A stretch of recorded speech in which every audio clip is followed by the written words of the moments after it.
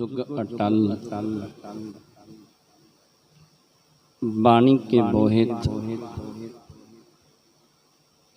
चबर तखत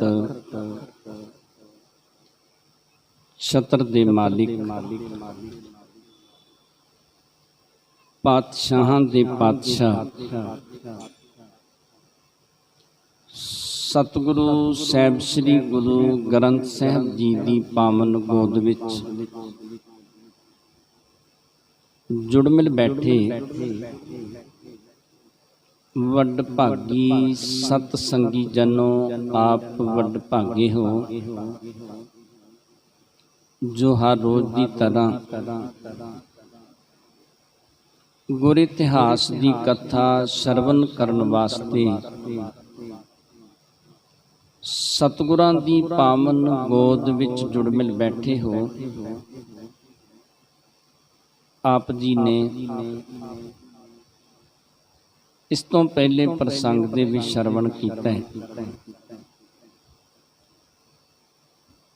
जिस वेले सतगुरु जी ने भाई गढ़िया जी नूं कश्मीर विच भेजना कीता है। रस्ते दे विच भाई गढ़िया जी जदों गुजरात दे विच पहुंचे ने, इत्थे एक साईं मियाँ दौला वसदा सी, जिहदे अंदर ये लालसा सी कि मैनूं परमेश्वर की प्राप्ति हो जावे। भले काम बहुत करदा सी, परोपकार बहुत करया करदा सी, बस इच्छा इक्को सी कि मिलाप जिहड़ा वो परमात्मा दे नाल हो जावे। दसदे ने कि इहो जे काम करदा सी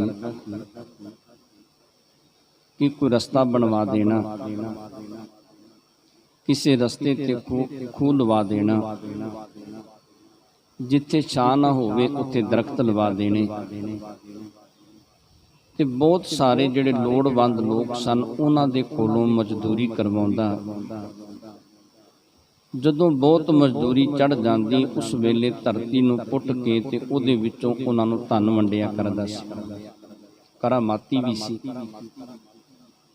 ते इच्छा भी सी कि परमात्मा की प्राप्ति हो जाए।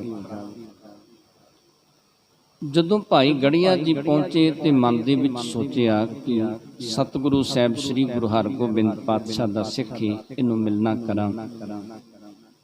जदों भाई गढ़िए दे नाल मिलाप कीता, कुछ समा बचन बिलास कीते, बेनती कीती भाई गढ़िए दे चरणां दे विच कि गुरसिखा सतगुरु साहिब श्री गुरु अर्जन देव जी पातशाह की उचारण की बाणी सुखमनी साहिब का पाठ मैं तेरे तो सुनना चाहता। मेरे मन दे विच बड़े समय की लालसा है कि मैं सुखमनी साहिब की बाणी सुनना करा। भाई गढ़िए ने यदी बेनती प्रवान की, सुखमनी साहिब का पाठ प्रारंभ किया। पहलों श्लोक पढ़िया, अजे पहली ही पौड़ी पढ़ी, जदों रहाव वालियां पंक्तियां आईयां कि सुखमनी सुख अमृत प्रभ नाम भगत जना कै मन विश्राम। उस वेले साईं मियाँ दौला जिहड़ा सी भाई गढ़िया नूं कहन लग्या कि मेरे मन का मनोरथ पूरा हो गया, मैनूं समझ पै गई है कि सब कुछ परमेश्वर दे नाम दे विच है, ते नाम जिहड़ा वो परमेश्वर दे भगतां दे अंदर वसदा है। जिहदे अंदर नाम वस जावे उन्हों किसी चीज़ की जरूरत नहीं रह जाती। बस कहन लग्या कि मैं होर बाणी नहीं सुनना चाहता। इस तरह भाई गढ़िया जी 2 दिन इत्थे बतीत कीते। जदों विदा होण लगे ना, जिस वेले पता लग्या साईं मियाँ दौला ते जिन्नियां भी इत्थों दीयां संगतां सन उन्होंने भाई गढ़िए नूं विदायगी दित्ती ते साईं मियाँ दौला नाल चल पैंदा। जदों नगर तो बाहर निकलदे ने की वेखदा है कि भाई गढ़िए दे जुत्ते जिहड़े सन वो टुटे सन ते बड़ी रेता सी। जिस वेले तुरदे सन ਉਹ ਜੁੱਤਿਆਂ ਦੇ ਨਾਲ ਰੇਤਾ ਜਿਹੜੀ ਸੀ ਉਹ ਗੋਡਿਆਂ ਤੋਂ ਉੱਤੇ ਤੱਕ ਜਾਂਦੀ ਸੀ। ਇਹ ਵੇਖ ਕੇ ਮਨ ਦੇ ਵਿੱਚ ਸੋਚਦੇ ਨੇ, ਕਿਤੇ ਨਗਰ ਦੇ ਵਿੱਚ ਹੁੰਦਾ ਤੇ ਮੈਂ ਨਵੇਂ ਜੁੱਤੇ ਲੈ ਦਿੰਦਾ। ਸੋਚਿਆ ਕਿ ਕੁਛ ਕਰਾਮਾਤਾਂ ਦੇ ਦੇਵਾਂ, ਗੁਰੂ ਦਾ ਸਿੱਖ ਹੈ। ਪਰ ਸਮਝ ਨਹੀਂ ਪਈ ਕਿ ਕਿਉਂ ਕੰਗਾਲ ਏ, ਕਿਉਂ ਗਰੀਬ ਏ। ਮੈਂ ਇਹਨੂੰ ਕੁਛ ਕਰਾਮਾਤਾਂ ਦੇ ਦਿੰਦਾ, ਉਹਦੇ ਨਾਲ ਆਪਣਾ ਜੀਵਨ ਸੁੱਖ ਦੇ ਨਾਲ ਬਤੀਤ ਕਰਨਾ ਕਰੇਗਾ। ਤੇ ਭਾਈ ਗੜੀਆ ਜੀ ਵੀ ਅੰਤਰਜਾਮੀ ਸਨ। ਇਹਦੇ ਮਨ ਦੀ ਗੱਲ ਨੂੰ ਜਾਣ ਕੇ ਭਾਈ ਗੜੀਏ ਨੇ ਜਿਸ ਵੇਲੇ ਆਪਣਾ ਧਿਆਨ ਜਿਹੜਾ ਸੀ ਧਰਤੀ ਵੱਲ ਲਾਇਆ ਨਾ, ਤੇ ਕਹਿੰਦੇ ਸਾਰੀ ਧਰਤੀ ਸੋਨੇ ਦੀ ਬਣਾ ਦਿੱਤੀ। ਜਿਹੜੇ ਰੋੜੇ ਆਦਿਕ ਸਨ ਉਹ ਹੀਰੇ ਜਵਾਹਰ ਆਦਿਕ ਬਣਾ ਦਿੱਤੇ। ਇਹ ਵੇਖ ਕੇ ਇਹ ਜਿਹੜਾ ਸੀ ਨਾ ਸਾਈਂ ਮੀਆਂ ਦੌਲਾ ਬੜਾ ਹੈਰਾਨ ਹੋਇਆ। ਸੋਚਿਆ ਕਿ ਇਹ ਤੇ ਗੁਰੂ ਦਾ ਸਿੱਖ ਬੜਾ ਕਰਾਮਾਤੀ ਹੈ। ਭਾਈ ਗੜੀਏ ਦੇ ਚਰਨਾਂ ਤੇ ਟਹਿ ਪਿਆ, ਕਹਿਣ ਲੱਗਿਆ, ਸਿੱਖਾ ਮੈਂ ਤੇ ਤੇਰੇ ਤੇ ਐਵੇਂ ਤਰਕ ਨਹੀਂ ਕੀਤੀ, ਮੈਂ ਤੇ ਭੁੱਲ ਕਰ ਬੈਠਾ, ਤੂੰ ਤੇ ਮੇਰੇ ਤੋਂ ਵੀ ਕਰਾਮਾਤੀ ਹੈ, ਪਰ ਤੂੰ ਸਭ ਕੁਝ ਛੁਪਾ ਕੇ ਰੱਖਣਾ ਕੀਤਾ। ਤੇ ਭਾਈ ਗੜੀਆ ਜੀ ਜਿਸ ਵੇਲੇ ਕਸ਼ਮੀਰ ਦੇ ਵਿੱਚ ਗਏ, ਕਸ਼ਮੀਰ ਦੇ ਵਿੱਚ ਜਾ ਕੇ ਸੰਗਤਾਂ ਦੇ ਕੋਲੋਂ ਧਨ ਇਕੱਠਾ ਕੀਤਾ, ਮਾਇਆ ਇਕੱਠੀ ਕੀਤੀ, ਉਹ ਲੰਗਰ ਲਗਾ ਦਿੱਤਾ, ਸਾਰਾ ਧਨ ਉੱਥੇ ਖਰਚ ਕਰ ਦਿੱਤਾ। ਜਦੋਂ ਵਾਪਸ ਆਏ, ਮਸੰਦਾਂ ਨੇ ਰੌਲਾ ਵੀ ਪਾਉਣਾ ਕੀਤਾ ਕਿ ਸਤਿਗੁਰੂ ਜੀ ਭਾਈ ਗੜੀਆ ਧਨ ਨਹੀਂ ਲੈ ਕੇ ਆਇਆ। ਤੇ ਉਸ ਵੇਲੇ ਭਾਈ ਗੜੀਏ ਨੂੰ ਜਦੋਂ ਸਤਿਗੁਰੂ ਜੀ ਨੇ ਪੁੱਛਿਆ ਤੇ ਭਾਈ ਗੜੀਏ ਨੇ ਜਵਾਬ ਦਿੱਤਾ ਕਿ ਸਤਿਗੁਰੂ ਜੀ ਮੈਂ ਤੇ ਤੁਹਾਡੇ ਕੋਲ ਧਨ ਸਾਰਾ ਉਸੇ ਵੇਲੇ ਪਹੁੰਚਾ ਦਿੱਤਾ ਸੀ। ਸਤਿਗੁਰੂ ਸਾਹਿਬ ਸ੍ਰੀ ਗੁਰੂ ਹਰਗੋਬਿੰਦ ਪਾਤਸ਼ਾਹ ਜਿਵੇਂ ਭਾਈ ਗੜੀਏ ਤੇ ਰਹਿਮਤਾਂ ਬਖਸ਼ਿਸ਼ਾਂ ਕਰਦੇ ਨੇ, ਤੇ ਜਿਸ ਤਰ੍ਹਾਂ ਸਤਿਗੁਰੂ ਜੀ ਨਿਤਾਨੰਦ ਪੰਡਤ ਜਿਹੜਾ ਹੈ ਉਹਨੂੰ ਬੁਲਾਉਂਦੇ ਨੇ, ਉਹ ਗੁਰਸਿੱਖਾਂ ਨੂੰ ਕਥਾ ਸੁਣਾਵੇਗਾ। ਸੋ ਪਾਵਨ ਜਸ ਸਰਵਨ ਕਰਨ ਵਾਸਤੇ ਆਪਣੀਆਂ ਮਨ ਬਿਰਤੀਆਂ ਨੂੰ ਇਕਾਗਰ ਕਰਦਿਆਂ ਸਤਿਗੁਰਾਂ ਦੇ ਚਰਨਾਂ ਦੇ ਨਾਲ ਜੁੜਦਿਆਂ ਉਚਾਰਨ ਕਰੋ, ਸਤਨਾਮ ਸ੍ਰੀ ਵਾਹਿਗੁਰੂ ਸਾਹਿਬ ਜੀ, ਸਤਨਾਮ ਸ੍ਰੀ ਵਾਹਿਗੁਰੂ ਸਾਹਿਬ ਜੀ। ਚੌਪਈ ਭਏ ਪ੍ਰਸੰਨ ਵਿਸਾਲ ਕਿਰਪਾਲਾ, ਆਸਾਇਸ ਦੀਨੀ ਤਿਸ ਕਾਲਾ। ਸਤਿਗੁਰੂ ਜੀ ਭਾਈ ਗੜੀਏ ਦੇ ਬਚਨ ਸੁਣ ਕੇ ਭਾਈ ਗੜੀਏ ਤੇ ਬੜੇ ਪ੍ਰਸੰਨ ਹੋਏ, ਬੜੇ ਖੁਸ਼ ਹੋਏ। ਤੇ ਇਹੋ ਜਿਹਾ ਹੁਕਮ ਉਸ ਵੇਲੇ ਭਾਈ ਗੜੀਏ ਨੂੰ ਸਤਿਗੁਰਾਂ ਨੇ ਦਿੱਤਾ। ਆਬ ਤੁਮ ਗ੍ਰਹਿ ਬੈਠੋ ਸੁਖ ਪਾਵੋ, ਸਿੱਖੀ ਜਗਤ ਬਿਖੈ ਬਿਦਤਾਵੋ। ਸਤਿਗੁਰੂ ਜੀ ਕਹਿਣ ਲੱਗੇ ਕਿ ਭਾਈ ਗੜੀਆ ਜੀ ਹੁਣ ਆਪਣੇ ਘਰ ਦੇ ਵਿੱਚ ਜਾਵੋ, ਘਰ ਦੇ ਵਿੱਚ ਬੈਠ ਕੇ ਸੁਖ ਪ੍ਰਾਪਤ ਕਰੋ, ਤੇ ਜਗਤ ਦੇ ਵਿੱਚ ਸੰਸਾਰ ਦੇ ਵਿੱਚ ਸਿੱਖੀ ਦਾ ਪ੍ਰਚਾਰ ਕਰਨਾ ਕਰੋ। ਪਰੀ ਥਾਏ ਸਭ ਕਾਲ ਤੁਮਾਰੀ, ਗ੍ਰਹਿ ਮੈਂ ਸਿਮਰੋ ਨਾਮ ਮੁਰਾਰੀ। ਤੇ ਸਤਿਗੁਰੂ ਜੀ ਨੇ ਬਚਨ ਕੀਤੇ ਕਿ ਭਾਈ ਗੜੀਆ ਜੀ ਤੁਹਾਡੀ ਘਾਲਣਾ ਜਿਹੜੀ ਹੈ ਨਾ ਉਹ ਸਫਲੀ ਹੋ ਗਈ ਹੈ। ਹੁਣ ਆਪਣੇ ਘਰ ਦੇ ਵਿੱਚ ਰਹਿ ਕੇ ਪਰਮੇਸ਼ਰ ਦਾ ਨਾਮ ਜਪਣਾ ਕਰੋ। ਜੋ ਘਾਲਣਾ ਘਾਲੀ, ਜੋ ਸੇਵਾ ਕੀਤੀ ਹੈ ਨਾ ਉਹ ਸੇਵਾ ਕੀਤੀ ਸਫਲੀ ਹੋ ਗਈ ਹੈ। ਗੁਰ ਤੇ ਬਿਦਾ ਹੋਏ ਗ੍ਰਹਿ ਆਇਵ, ਚਰਨ ਪ੍ਰੇਮ ਕਰ ਤੈਸੇ ਧਿਆਇਵ। ਤੇ ਕਹਿੰਦੇ ਭਾਈ ਗੜੀਆ ਜੀ ਸਤਿਗੁਰੂ ਜੀ ਦੀ ਆਗਿਆ ਲੈ ਕੇ ਆਪਣੇ ਘਰ ਆ ਜਾਂਦੇ ਨੇ, ਘਰ ਤੇ ਪਹੁੰਚ ਜਾਂਦੇ ਨੇ। ਪਰ ਕਹਿੰਦੇ ਸਤਿਗੁਰੂ ਜੀ ਦੇ ਚਰਨਾਂ ਦੇ ਵਿੱਚ ਧਿਆਨ ਜੋੜ ਕੇ ਉਸੇ ਤਰ੍ਹਾਂ ਹੀ ਸਤਿਗੁਰੂ ਜੀ ਨੂੰ ਧਿਆਉਂਦੇ ਨੇ, ਉਸੇ ਤਰ੍ਹਾਂ ਹੀ ਸਤਿਗੁਰੂ ਜੀ ਨੂੰ ਯਾਦ ਕਰਦੇ ਨੇ ਭਾਈ ਗੜੀਆ ਜੀ। ਜੋ ਜਾਚਨ ਚਾਵੇ ਤਿਸ ਪਾਸ, ਦੇ ਤਤਕਾਲ ਨਿਕਾਸ ਆਵਾਸ। ਤੇ ਕਹਿੰਦੇ ਜੋ ਵੀ ਮਨੁੱਖ ਜਿਹੜਾ ਸੀ ਨਾ ਉਹ ਭਾਈ ਗੜੀਏ ਦੇ ਕੋਲੋਂ ਮੰਗਣ ਵਾਸਤੇ ਜਾਂਦਾ ਨਾ, ਉਸੇ ਵੇਲੇ ਆਪਣੇ ਘਰ ਤੋਂ ਕੱਢ ਕੇ ਦੇ ਦਿੰਦੇ। ਕਿਸੇ ਪਦਾਰਥ ਦੀ ਕਮੀ ਨਹੀਂ ਸੀ। ਜੋ ਵੀ ਕਿਸੇ ਦੀ ਜ਼ਰੂਰਤ ਹੁੰਦੀ ਉਹ ਭਾਈ ਗੜੀਆ ਜੀ ਪੂਰੀ ਕਰ ਦਿੰਦੇ ਸਨ। जब जब खर्ची तिसते थर जाए जाचन हार आए समुदाय। ਤੇ ਕਹਿੰਦੇ ਜਦੋਂ ਵੀ ਕਿਸੇ ਦਾ ਖਰਚ ਜਿਹੜਾ ਉਹ ਕੰਮ ਪੈ ਜਾਂਦਾ ਨਾ, ਉਹ ਮੰਗਣ ਵਾਲੇ ਜਿਹੜੇ ਸਨ ਭਾਈ ਗੜੀਏ ਦੇ ਕੋਲ ਪਹੁੰਚ ਜਾਂਦੇ ਤੇ ਭਾਈ ਗੜੀਏ ਦੇ ਕੋਲੋਂ ਮੰਗਦੇ। ਤੇ ਜਦੋਂ ਭਾਈ ਗੜੀਏ ਦੇ ਕੋਲੋਂ ਧਨ ਖਤਮ ਹੋ ਜਾਂਦਾ ਨਾ, ਤੇ ਫਿਰ ਭਾਈ ਗੜੀਆ ਜੀ ਇਸ ਤਰ੍ਹਾਂ ਕਰਦੇ। ताबे बात पुकार कहंता जो सुत चाहे बिन सतवंता। ਤੇ ਫਿਰ ਕਹਿੰਦੇ ਭਾਈ ਗੜੀਏ ਜੀ ਉੱਚੀ ਆਵਾਜ਼ ਦੇ ਵਿੱਚ ਸੰਸਾਰ ਦੇ ਲੋਕਾਂ ਨੂੰ ਇਹ ਗੱਲ ਕਹਿੰਦੇ ਕਿ ਜੇ ਕਿਸੇ ਨੂੰ ਪੁੱਤਰ ਦੀ ਜ਼ਰੂਰਤ ਹੈ ਨਾ, ਜਿਹਦੇ ਘਰ ਦੇ ਵਿੱਚ ਪੁੱਤਰ ਨਹੀਂ, ਜੇ ਕੋਈ ਚਾਹੁੰਦਾ ਕਿ ਮੇਰੇ ਘਰ ਦੇ ਵਿੱਚ ਪੁੱਤਰ ਹੋਵੇ ਤੇ ਉਹ ਇਸ ਤਰ੍ਹਾਂ ਕਰਨਾ ਕਰੇ। पांच रजत पाणियान चढ़ावे सो तत्काल पुत्र को पावे। ਤੇ ਭਾਈ ਗੜੀਆ ਜੀ ਕੀ ਬਚਨ ਕਰਦੇ, ਇੰਨੇ ਕਰਾਮਾਤੀ ਸਨ, ਇੰਨੀਆਂ ਸਤਿਗੁਰੂ ਸਾਹਿਬ ਸ੍ਰੀ ਗੁਰੂ ਹਰਗੋਬਿੰਦ ਪਾਤਸ਼ਾਹ ਦੀਆਂ ਰਹਿਮਤਾਂ ਬਖਸ਼ਿਸ਼ਾਂ ਸਨ। ਕਹਿੰਦੇ ਭਾਈ ਗੜੀਆ ਜੀ ਇਹ ਗੱਲ ਸੰਸਾਰ ਦੇ ਲੋਕਾਂ ਨੂੰ ਆਖਦੇ ਕਿ ਜੇ ਕਿਸੇ ਨੂੰ ਪੁੱਤਰ ਦੀ ਜ਼ਰੂਰਤ ਹੈ ਨਾ, ਉਹ 5 ਰੁਪਏ ਲਿਆ ਕੇ ਚੜਾਵੇ ਤੇ ਉਹਨੂੰ ਪੁੱਤਰ ਦੀ ਦਾਤ ਪ੍ਰਾਪਤ ਹੋ ਜਾਵੇਗੀ। ਇਸ ਤਰ੍ਹਾਂ ਧਨ ਇਕੱਠਾ ਕਰਕੇ ਤੇ ਗਰੀਬਾਂ ਦੇ ਵਿੱਚ ਭਾਈ ਗੜੀਆ ਜੀ ਵੰਡਿਆ ਕਰਦੇ ਸਨ। इमले कर भूखे को देवै सिमर नाम सतगुर को सेवै। ਤੇ ਭਾਈ ਗੜੀਆ ਜੀ ਨਾਮ ਸਿਮਰ ਕੇ ਸਤਿਗੁਰੂ ਜੀ ਨੂੰ ਸੇਵਦੇ ਨੇ, ਸਤਿਗੁਰੂ ਜੀ ਨੂੰ ਯਾਦ ਕਰਦੇ ਨੇ। ਤੇ ਇਸ ਤਰੀਕੇ ਦੇ ਨਾਲ ਧਨ ਲੈ ਕੇ ਤੇ ਭਾਈ ਗੜੀਆ ਜੀ ਜਿਹੜੇ ਸੰਸਾਰਕ ਜੀਵ ਨੇ ਉਹਨਾਂ ਦੀਆਂ ਲੋੜਾਂ ਪੂਰੀਆਂ ਕਰਦੇ ਨੇ।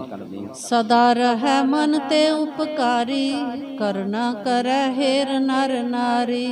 ਤੇ ਭਾਈ ਗੜੀਆ ਜੀ ਸਦਾ ਹੀ ਪਰਉਪਕਾਰ ਕਰਦੇ, ਕਿਸੇ ਗਰੀਬ ਨੂੰ ਵੇਖਦੇ ਉਹਦੇ ਤੇ ਦਇਆ ਕਰਦੇ। ਭਾਵੇਂ ਕਹਿੰਦੇ ਕੋਈ ਮਨੁੱਖ ਤੇ ਭਾਵੇਂ ਕੋਈ ਇਸਤਰੀ ਆ ਜਾਂਦੀ, ਉਹਦੇ ਤੇ ਦਇਆ ਕਰਦੇ, ਉਹਦੇ ਤੇ ਬਖਸ਼ਿਸ਼ ਕਰਦੇ। ਜੋ ਵੀ ਕਿਸੇ ਨੂੰ ਪਦਾਰਥ ਦੀ ਜ਼ਰੂਰਤ ਹੁੰਦੀ ਨਾ, ਭਾਈ ਗੜੀਆ ਜੀ ਉਹਦੀ ਜ਼ਰੂਰਤ ਜ਼ਰੂਰ ਪੂਰੀ ਕਰਿਆ ਕਰਦੇ। दोहरा एक दिन श्री सतगुर कहो कथा सुने अब कोए। ਇੱਕ ਦਿਨ ਸਤਿਗੁਰੂ ਸਾਹਿਬ ਸ੍ਰੀ ਗੁਰੂ ਹਰਗੋਬਿੰਦ ਪਾਤਸ਼ਾਹ ਗੁਰਸਿੱਖਾਂ ਨੂੰ ਕਹਿਣ ਲੱਗੇ ਕਿ ਸਾਡਾ ਚਿੱਤ ਕਰਦਾ ਹੈ ਕਿ ਕੋਈ ਕਥਾ ਸੁਣਨਾ ਕਰੀਏ ਕਿਸੇ ਦੇ ਕੋਲੋਂ। ਜਦੋਂ ਇਸ ਤਰ੍ਹਾਂ ਦੇ ਬਚਨ ਸਤਿਗੁਰੂ ਜੀ ਨੇ ਗੁਰਸਿੱਖਾਂ ਦੇ ਵਿੱਚ ਕੀਤੇ। पठ्यो वटाले नगर को एक सिख छिन सोए। ਤੇ ਫਿਰ ਸਤਿਗੁਰੂ ਸਾਹਿਬ ਸ੍ਰੀ ਗੁਰੂ ਹਰਗੋਬਿੰਦ ਪਾਤਸ਼ਾਹ ਨੇ ਇੱਕ ਸਿੱਖ ਜਿਹੜਾ ਸੀ ਨਾ, ਉਹਨੂੰ ਬਟਾਲੇ ਨਗਰ ਦੇ ਵਿੱਚ ਭੇਜਣਾ ਕੀਤਾ। ਜੋ ਮਨ ਦੀ ਇੱਛਾ ਸੀ ਉਹ ਇੱਛਾ ਪੂਰੀ ਕਰਨ ਵਾਸਤੇ ਕਿ ਕਥਾ ਸੁਣੀ ਜਾਵੇ। ਇਸ ਤਰੀਕੇ ਦੇ ਨਾਲ ਸਤਿਗੁਰੂ ਜੀ ਨੇ ਇੱਕ ਸਿੱਖ ਨੂੰ ਬਟਾਲੇ ਭੇਜਿਆ। चौपई नितानंद दिज पंडित महा आन हकार बसै पुर तहाँ। ਤੇ ਫਿਰ ਉਸ ਵੇਲੇ ਸਤਿਗੁਰੂ ਜੀ ਨੇ ਇਸ ਸਿੱਖ ਨੂੰ ਸਮਝਾ ਕੇ ਭੇਜਿਆ ਕਿ ਬਟਾਲੇ ਦੇ ਵਿੱਚ ਇੱਕ ਨਿਤਾਨੰਦ ਪੰਡਿਤ ਵਸਦਾ ਹੈ, ਜੋ ਬੜਾ ਵਿਦਵਾਨ ਹੈ ਤੇ ਵੇਦ ਪੁਰਾਣ ਆਦਿਕ ਜਿਹੜੇ ਧਾਰਮਿਕ ਗ੍ਰੰਥ ਨੇ ਉਹਨਾਂ ਦੀ ਕਥਾ ਉਚਾਰਨ ਕਰਦਾ ਹੈ, ਤੇ ਉਹਨੂੰ ਸਾਡੇ ਕੋਲ ਬੁਲਾ ਕੇ ਲੈ ਕੇ ਆਉਣਾ ਕਰ। सुनत सिख तूरन चल गयो पंडित संग कैत इम भयो। ਤੇ ਸਤਿਗੁਰੂ ਜੀ ਦਾ ਸਿੱਖ ਜਿਹੜਾ ਸੀ ਬੜੀ ਛੇਤੀ ਦੇ ਨਾਲ ਉੱਥੇ ਬਟਾਲੇ ਨਗਰ ਦੇ ਵਿੱਚ ਪਹੁੰਚਿਆ। ਬਟਾਲੇ ਨਗਰ ਦੇ ਵਿੱਚ ਪਹੁੰਚ ਕੇ ਪੰਡਿਤ ਨਿਤਾਨੰਦ ਜਿਹੜਾ ਸੀ ਉਹਨੂੰ ਸਤਿਗੁਰੂ ਜੀ ਦਾ ਹੁਕਮ ਸੁਣਾਇਆ ਕਿ ਸਤਿਗੁਰੂ ਜੀ ਨੇ ਇਸ ਕਰਕੇ ਮੈਨੂੰ ਤੁਹਾਡੇ ਕੋਲ ਭੇਜਿਆ ਹੈ। ਸਤਿਗੁਰੂ ਜੀ ਤੁਹਾਡੇ ਤੋਂ ਕਥਾ ਸੁਣਨੀ ਚਾਹੁੰਦੇ ਨੇ। तुम ते कथा सुनी गुर चाहे पुस्तक लियो चलो तिन पाहै। ਤੇ ਉਸ ਵੇਲੇ ਸਿੱਖ ਨੇ ਸਮਝਾਇਆ ਕਿ ਜਿਹੜੇ ਧਾਰਮਿਕ ਗ੍ਰੰਥ ਨੇ, ਜਿਹੜੀਆਂ ਤੇਰੇ ਕੋਲ ਪੁਸਤਕਾਂ ਨੇ ਜਿਨ੍ਹਾਂ ਤੋਂ ਤੂੰ ਕਥਾ ਉਚਾਰਨ ਕਰਦਾ ਹੈ ਨਾ, ਉਹ ਲੈ ਕੇ ਸਤਿਗੁਰੂ ਜੀ ਦੀ ਹਜ਼ੂਰੀ ਦੇ ਵਿੱਚ ਚੱਲਣਾ ਕਰ। ਸਤਿਗੁਰੂ ਜੀ ਤੇਰੇ ਤੋਂ ਕਥਾ ਸੁਣਨੀ ਚਾਹੁੰਦੇ ਨੇ। सुन मुद धर दिज होयो त्यारी परियो पंथ होए सिख संगारी। ਤੇ ਜਿਹੜਾ ਪੰਡਤ ਸੀ ਇਹਨੇ ਜਦੋਂ ਸੁਣਿਆ ਨਾ, ਕਹਿੰਦੇ ਬੜਾ ਖੁਸ਼ ਹੋਇਆ, ਬੜੀ ਖੁਸ਼ੀ ਦੇ ਵਿੱਚ ਆਇਆ ਤੇ ਸਿੱਖ ਦੇ ਨਾਲ ਹੀ ਉਸ ਵੇਲੇ ਤਿਆਰ ਹੋਇਆ ਤੇ ਸਿੱਖ ਦੇ ਨਾਲ ਹੀ ਚੱਲ ਪਿਆ ਕਿ ਚੱਲ ਮੈਂ ਸਤਿਗੁਰੂ ਜੀ ਦੀ ਹਜ਼ੂਰੀ ਦੇ ਵਿੱਚ ਜਾ ਕੇ ਇਸ ਕਥਾ ਜਿਹੜੀ ਉਹ ਸੁਣਾਉਣੀ ਕਰਦਾ। ਆਏ ਮਿਲਿਓ ਸਤਿਗੁਰ ਕੇ ਸੰਗ, ਸਨਮਾਨਿਓ ਬਹੁ ਲੱਖ ਦਿਜਯੰਗ। ਤੇ ਸਤਿਗੁਰੂ ਸਾਹਿਬ ਸ੍ਰੀ ਗੁਰੂ ਹਰਗੋਬਿੰਦ ਪਾਤਸ਼ਾਹ ਦੀ ਹਜ਼ੂਰੀ ਦੇ ਵਿੱਚ ਜਿਸ ਵੇਲੇ ਪਹੁੰਚਿਆ ਨਾ, ਸਤਿਗੁਰੂ ਜੀ ਨੇ ਇਸ ਨੂੰ ਪੰਡਿਤ ਜਾਣ ਕੇ ਇਹਦਾ ਸਤਿਕਾਰ ਕੀਤਾ, ਇਹਦਾ ਆਦਰ ਕਰਨਾ ਕੀਤਾ ਸਤਿਗੁਰਾਂ ਨੇ। ਆਏ ਮਿਲਿਓ ਸਤਿਗੁਰ ਕੇ ਸੰਗ, ਸਨਮਾਨਿਓ ਲੱਖ ਬਹੁ ਦਿਜਯੰਗ। ਅਗਲੇ ਦਿਵਸ ਕਥਾ ਕਰਵਾਈ, ਬਹੁ ਰਾਜਨ ਕੀ ਗਾਥ ਸੁਨਾਈ। ਤੇ ਅਗਲੇ ਦਿਨ ਇਹਨੇ ਪੰਡਿਤ ਨੇ ਨਾ ਕਥਾ ਜਿਹੜੀ ਸੀ ਉਹ ਸੁਣਾਉਣੀ ਸ਼ੁਰੂ ਕਰ ਦਿੱਤੀ। ਬਹੁਤ ਸਾਰੇ ਰਾਜੇ ਮਹਾਰਾਜੇ ਜਿਹੜੇ ਸਨ ਉਹਨਾਂ ਦੀ ਕਥਾ ਇਹਨੇ ਸੰਗਤ ਦੇ ਵਿੱਚ ਸੁਣਾਈ। ਸਤਿਗੁਰੂ ਜੀ ਨੇ ਵੀ ਸੁਣੀ ਤੇ ਗੁਰਸਿੱਖਾਂ ਨੇ ਵੀ ਸੁਣੀ। ਲੱਗੈ ਦੀਵਾਨ ਆਨ ਕਰ ਭਾਰਾ, ਸੁਨੈ ਗੁਰੂ ਜੁਤ ਸਿੱਖ ਹਜ਼ਾਰਾ। ਤੇ ਸਤਿਗੁਰੂ ਜੀ ਦੀ ਹਜ਼ੂਰੀ ਦੇ ਵਿੱਚ ਦੀਵਾਨ ਸਜਦਾ ਹੈ। ਸਤਿਗੁਰੂ ਜੀ ਵੀ ਕਥਾ ਨਿਤਾਨੰਦ ਪੰਡਿਤ ਤੋਂ ਸੁਣਦੇ ਨੇ ਤੇ ਸਿੱਖ ਵੀ ਸੁਣਦੇ ਨੇ ਬੜੇ ਪਿਆਰ ਦੇ ਵਿੱਚ ਆ ਕੇ। ਚਿਰ ਲਓ ਬੈਠੇ ਕਥਾ ਸੁਣੰਤੇ, ਅਨਿਕ ਪ੍ਰਸੰਗਨ ਕੋ ਬਰਨੰਤੇ। ਤੇ ਇਹ ਜਿਹੜਾ ਪੰਡਿਤ ਨਿਤਾਨੰਦ ਸੀ ਨਾ, ਕਾਫੀ ਚਿਰ ਇਸੇ ਤਰ੍ਹਾਂ ਕਥਾ ਸੁਣਾਉਂਦਾ ਤੇ ਗੁਰੂ ਦੇ ਸਿੱਖ ਜਿਹੜੇ ਸਨ ਉਹ ਬੜੇ ਪਿਆਰ ਦੇ ਵਿੱਚ ਆ ਕੇ ਬੜੇ ਧਿਆਨ ਦੇ ਨਾਲ ਇਹ ਪੰਡਿਤ ਨਿਤਾਨੰਦ ਦੇ ਕੋਲੋਂ ਕਥਾ ਸੁਣਿਆ ਕਰਦੇ। ਕੇਤਕ ਦਿਵਸ ਕਥਾ ਮਨ ਲਾਇਓ, ਇੱਕ ਪ੍ਰਸੰਗ ਤਬ ਐਸੇ ਆਇਓ। ਜਦੋਂ ਕਈ ਦਿਨ ਇਸੇ ਤਰ੍ਹਾਂ ਕਥਾ ਕਰਦਿਆਂ ਕਰਦਿਆਂ ਬਤੀਤ ਹੋ ਗਏ ਨਾ, ਤੇ ਕਥਾ ਕਰਦਿਆਂ ਇੱਕ ਦਿਨ ਇਹੋ ਜਿਹਾ ਪ੍ਰਸੰਗ ਕਥਾ ਦੇ ਵਿੱਚ ਆ ਜਾਂਦਾ ਹੈ। ਜਮ ਕੀ ਪੁਰੀ ਦੂਰ ਮਗ ਜਾਏ, ਏਕ ਬਰਖ ਮੈਂ ਨਰ ਪਹੁੰਚਾਏ। ਤੇ ਪੰਡਿਤ ਨਿਤਾਨੰਦ ਜਿਹੜਾ ਸੀ ਇਹ ਕਥਾ ਕਰਦਿਆਂ ਕਰਦਿਆਂ ਇਹ ਗੱਲ ਕਹਿਣ ਲੱਗਿਆ ਕਿ ਜਮਾਂ ਦੀ ਪੁਰੀ ਜਿਹੜੀ ਉਹ ਬੜੀ ਦੂਰ ਹੈ। ਤੇ ਜਦੋਂ ਜੀਵ ਮਰਦਾ ਹੈ ਨਾ, ਜਦੋਂ ਸੰਸਾਰ ਦੇ ਵਿੱਚੋਂ ਇਹ ਸਰੀਰ ਤਿਆਗਦਾ ਹੈ, ਇਹਨੂੰ ਫਿਰ ਉੱਥੇ ਜਮਾਂ ਦੀ ਪੁਰੀ ਦੇ ਵਿੱਚ ਜਾਣ ਲੱਗਿਆ ਤਕਰੀਬਨ 1 ਸਾਲ ਲੱਗ ਜਾਂਦਾ ਹੈ। ਕਹਿੰਦੇ ਕਥਾ ਕਰਦਿਆਂ ਜਿਸ ਵੇਲੇ ਨਿਤਾਨੰਦ ਪੰਡਿਤ ਨੇ ਇਸ ਤਰ੍ਹਾਂ ਸਤਿਗੁਰੂ ਜੀ ਦੇ ਦਰਬਾਰ ਦੇ ਵਿੱਚ ਕਹਿਣਾ ਕੀਤਾ, ਇਹ ਸੁਨ ਸਿੱਖਨ ਮਨ ਮੈਂ ਧਰਿਓ, ਕਥਾ ਕਹਿਨ ਤੇ ਜਬ ਹਟ ਪਰਿਓ। ਤੇ ਇਹ ਜੋ ਕੁਝ ਪੰਡਿਤ ਨੇ ਕਿਹਾ ਸਿੱਖਾਂ ਨੇ ਮਨ ਦੇ ਵਿੱਚ ਬੜੇ ਧਿਆਨ ਦੇ ਨਾਲ ਸੁਣਿਆ। ਤੇ ਜਦੋਂ ਪੰਡਿਤ ਨੇ ਕਥਾ ਦੀ ਸਮਾਪਤੀ ਕੀਤੀ, ਸਮਾਪਤੀ ਤੋਂ ਬਾਅਦ ਸਿੱਖਾਂ ਨੇ ਇਸ ਤਰ੍ਹਾਂ ਦੀ ਵਿਚਾਰ ਜਿਹੜੀ ਸੀ ਉਹ ਦੱਸਣੀ ਕੀਤੀ। ਚਾਰ ਸਿੱਖ ਤਬ ਆਪਸ ਮਈਆ, ਤਿਸ ਪ੍ਰਸੰਗ ਪਰ ਐਸੇ ਕਈਆ।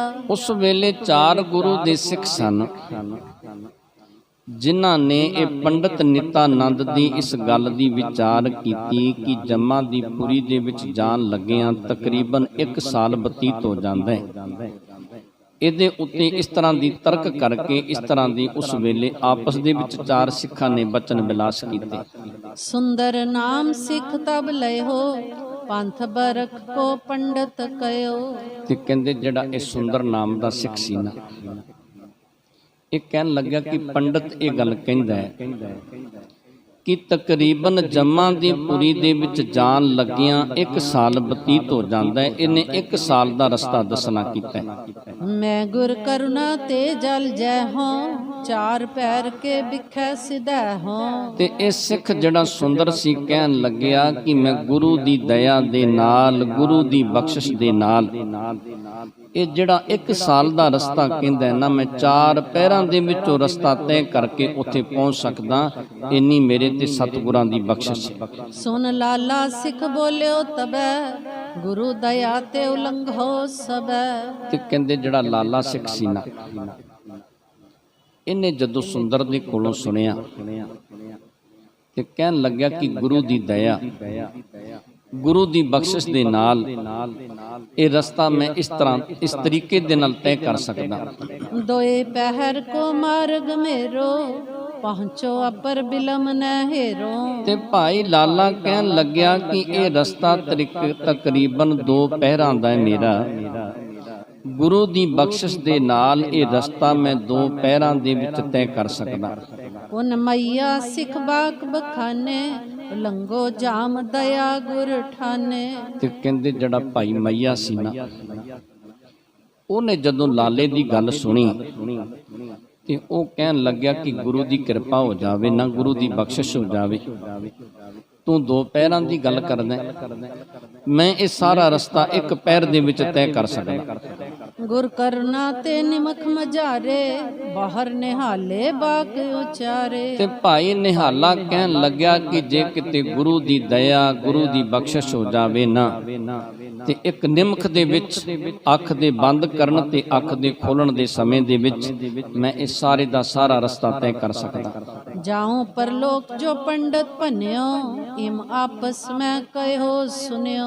ਤੇ ਕਹਿੰਦੇ ਇਸ ਤਰ੍ਹਾਂ ਗੁਰੂ ਦੇ ਸਿੱਖਾਂ ਨੇ ਆਪਸ ਦੇ ਵਿੱਚ ਕਿਹਾ ਤੇ ਇੱਕ ਦੂਜੇ ਨੂੰ ਸੁਣਾਇਆ, ਇੱਕ ਦੂਜੇ ਦਾ ਕਹਿਆ ਹੋਇਆ ਸੁਣਿਆ ਕਿ ਜੋ ਪੰਡਤ ਨੇ ਕਿਹਾ ਸੀ ਕਿ ਮੈਂ 1 ਸਾਲ ਲੱਗ ਜਾਂਦਾ ਹੈ, ਜਿਹੜਾ ਜੰਮਾਂ ਦੀ ਪੁਰੀ ਦੇ ਵਿੱਚ ਜਦੋਂ ਜੀਵ ਸਰੀਰ ਛੱਡਦਾ ਹੈ, ਜੰਮਾਂ ਦੀ ਪੁਰੀ ਦੇ ਵਿੱਚ ਜਾਣ ਲੱਗਿਆ 1 ਸਾਲ ਇਹਨੂੰ ਰਸਤੇ ਦੇ ਵਿੱਚ ਬਤੀਤ ਹੁੰਦਾ ਹੈ। ਤੇ 4 ਸਿੱਖਾਂ ਨੇ, ਇੱਕ ਨੇ ਇਹ ਗੱਲ ਕਹਿ ਦਿੱਤੀ ਕਿ 4 ਪਹਿਰਾਂ ਦੇ ਵਿੱਚ, ਦੂਜਾ ਕਹਿਣ ਲੱਗਿਆ 2 ਪਹਿਰਾਂ ਦੇ ਵਿੱਚ, ਤੀਜਾ ਕਹਿਣ ਲੱਗਿਆ ਕਿ 1 ਪਹਿਰ ਦੇ ਵਿੱਚ, ਚੌਥਾ ਕਹਿਣ ਲੱਗਿਆ ਕਿ 1 ਨਿਮਖ ਦੇ ਵਿੱਚ ਮੈਂ ਉੱਥੇ ਪਹੁੰਚ ਸਕਦਾ ਗੁਰੂ ਦੀ ਦਇਆ ਦੇ ਨਾਲ।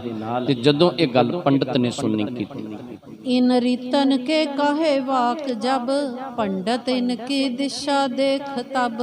ਕਹਿੰਦੇ ਜਦੋਂ ਇਸ ਤਰ੍ਹਾਂ ਦੇ ਬਚਨ ਬਿਲਾਸ ਸਿੱਖਾਂ ਨੇ ਆਪਸ ਦੇ ਵਿੱਚ ਕੀਤੇ ਨਾ, ਤੇ ਜਿਹੜਾ ਇਹ ਪੰਡਤ ਨਿਤਾਨੰਦ ਸੀ ਨਾ, ਕਹਿੰਦੇ ਪੰਡਤ ਨਿਤਾਨੰਦ ਨੇ ਇਹਨਾਂ 4 ਸਿੱਖਾਂ ਵੱਲ ਬੜੇ ਧਿਆਨ ਨਾਲ ਵੇਖਣਾ ਕੀਤਾ। ਬਿਸਮਿਓ ਮਨ ਮੈਂ ਗੁਰ ਸੰਗ ਬੁਝਾ, ਸਿੱਖ ਕਿਮ ਕਹਤ ਕਹਾਂ ਇਨ ਸੁਜਾ।